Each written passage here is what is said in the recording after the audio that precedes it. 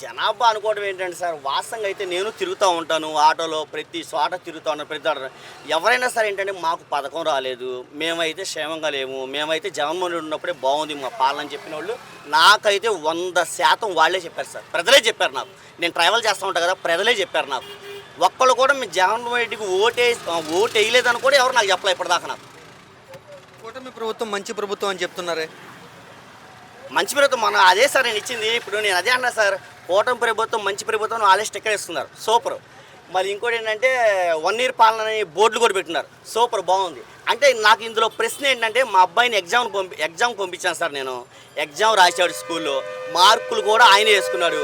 Teacher దగ్గరికి పంపించాడు, వెళ్ళింది టీచర్ తిట్టుద్ది, ఎందుకని ఇది నీ పని కాదు, ఇది మా పని, మేము పైకి పంపించాలి, వాళ్ళు మార్కులు వేయాలి, నువ్వెందుకు వేసావని చెప్పి తిట్టుద్ది మా వాడిని.